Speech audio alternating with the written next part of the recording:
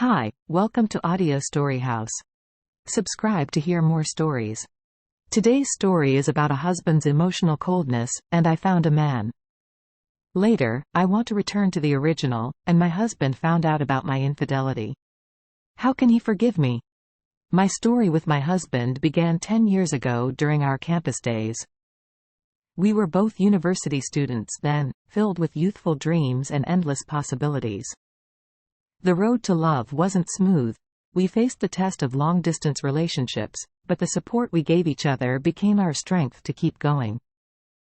After graduating from college, we quickly decided to get married.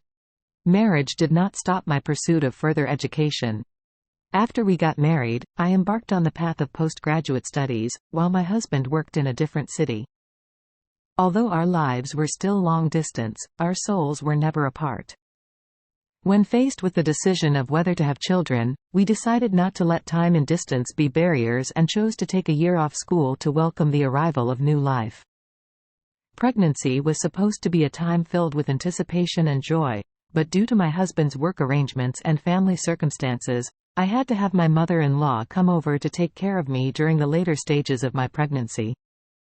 Although she is a good person, the difference in beliefs and lifestyles made my interactions with my mother-in-law filled with unspeakable pain and conflict. I tried to endure and be accommodating, but the internal pressure and conflict accumulated day by day. After the child was born, the situation became even more severe. Despite the care I received from my husband and mother, after my husband returned to his work city, interacting with my mother-in-law once again became a challenge. From daily life to the way of raising the child, every little thing could become a trigger for conflict between us.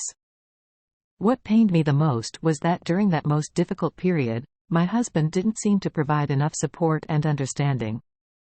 I felt deeply lonely and helpless. During those days filled with contradictions and challenges, I truly felt the hardships of being a wife and a mother. I constantly struggled with self-doubt and self-reflection, feeling like I was groping forward in the dark every day. Fortunately, when the child was 4 months old, my husband finally decided to change the status quo. He rented a 2-bedroom apartment in the big city where he worked and moved me and the child there. This change, although not the ultimate solution to all problems, at least provided us with an opportunity to start over. In the new environment, I finally had some breathing space and started to slowly look for ways to rebuild a harmonious family relationship. When the child was 8 months old, I ended my study break and returned to school to continue my postgraduate studies. Although my mother-in-law took over the care of the child, the conflict between mother-in-law and daughter-in-law was not truly resolved. Instead, it hung over me like a sword, ready to pierce my heart at any moment. At a turning point in family decision-making, I proposed an idea, to sell the house we owned in the suburbs. Behind this suggestion was actually a psychological test for my husband. I wanted to know how important I was in his heart. However, this test did not bring the results I expected, but instead led to endless arguments. The house in the suburbs is now where my mother-in-law lives. If we sell it, then she would move to City A. We both grew up in City A, which also has a house. My husband thought I wanted to drive his mother away. The problem escalated until, during a family gathering, I publicly spoke about our financial situation and some facts about our marriage. This caused strong dissatisfaction from my mother-in-law and my husband, who felt I had disgraced their family in front of outsiders. My husband even told my mother about it and even calculated the money spent on my past trips abroad, postgraduate studies, and schooling, accusing me of spending hundreds of thousands of his money. I couldn't bear my husband's emotional coldness. He was addicted to gaming and refused to communicate with me. This tension made me feel suffocated. Eventually, I decided to leave home and return to school, trying to find a bit of peace there. After the last argument, I returned to school and our relationship entered a prolonged Cold War. Apart from the occasional video call to see the children, we hardly discussed our issues. This indifferent atmosphere lasted a month, until my husband sought reconciliation, but on the condition that I must admit my faults. He believed his contributions over the years were unquestionable and hinted that if I didn't admit my mistakes, I wouldn't be able to see the children.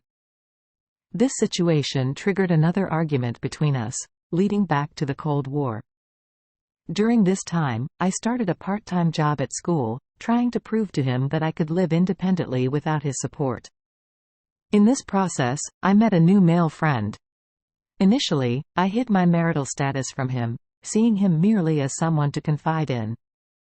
But as time passed, our relationship gradually developed.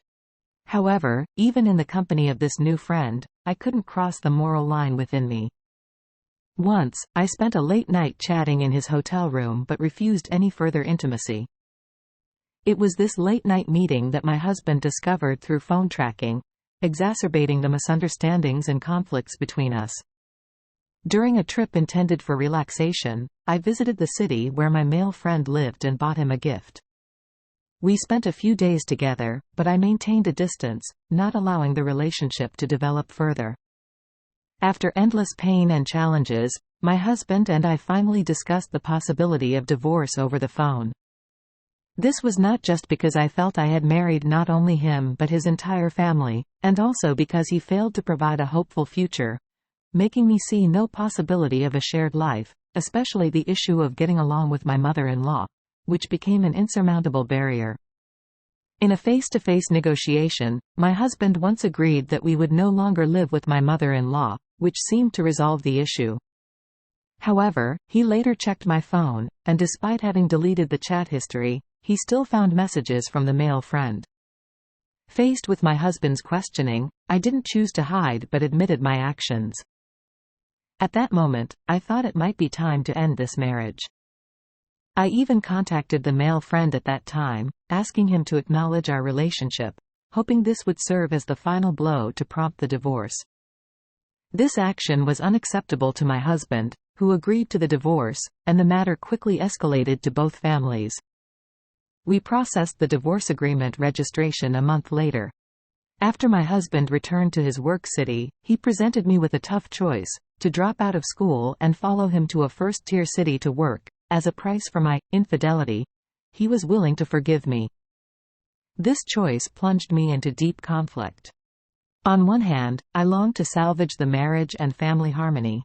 On the other hand, I was reluctant to give up my years of hard work and the academic achievements within reach.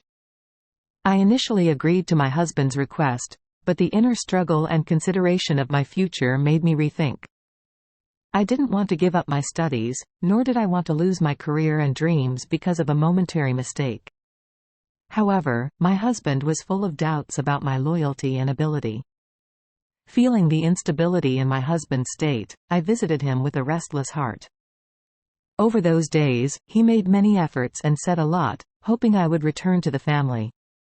Faced with such efforts and expectations, my heart began to soften. I contacted the male friend, asking him to tell my husband that nothing final had happened between us, that it was all a misunderstanding. I also confessed everything to my husband, admitting my fabrications and lies, attempting to use an extreme way to escape the predicament of marriage. After hearing all this, my husband seemed much relieved. He agreed to my request, no longer insisting I drop out, and we didn't have to divorce. He deleted the contact and chat history with the male friend in front of me, as a symbol of a fresh start. As we tried to forgive each other and rebuild trust, I carefully arranged a weekend meeting with my husband, hoping to ease the previous tension. However, unexpectedly, the hotel I chose unintentionally triggered painful memories in his heart. My husband's unhappiness and sadness confused me until he confessed to me, and I realized that choosing this hotel was an inadvertent mistake. Although my intention was familiarity with the hotel, to my husband, it symbolized painful memories, reminding him of my past with the male friend. The conflict didn't end there. When my husband checked my phone again, he found that I had re-established contact with the male friend. Although my purpose was only to resolve some school matters, and there was no emotional communication involved, this action once again stirred his unease and suspicion. These experiences made me profoundly realize how difficult it is to rebuild trust once it's been broken. It seems there's always an insurmountable chasm in my husband's heart, with the shadows of the past lingering incessantly. I began to doubt whether we could truly move past this period and start anew. I confided in my best friend, but even she didn't take my side, thinking it was my fault. My husband, to support my education, worked in a different city, aiming for a high-paying job. He could have chosen not to, especially since I wanted to study and had no income, and we also had a child. The pressure on my husband was indeed immense. I didn't consider his self-esteem. When our family's finances became an issue, why did I choose to disclose it at a family gathering? If I were him, I would be extremely upset too. I could have discussed it privately with him. Now, in our household, only my husband earns an income. Neither my mother-in-law nor I have a salary. Choosing to be with another man at such a time, I really have to question if I truly love my husband.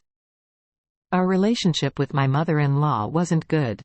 Why did I choose to sell the suburban house, forcing her to move back to City A? She was here to help with the child. Now that the child is older and can go to daycare, I just wanted to send her away, citing a test for my husband or financial issues. Have I ever contributed financially to this family? Have I truly considered my husband's difficulties? After listening to my best friend, I reflected deeply on my marriage. I still love him, but I don't know how to win back his heart.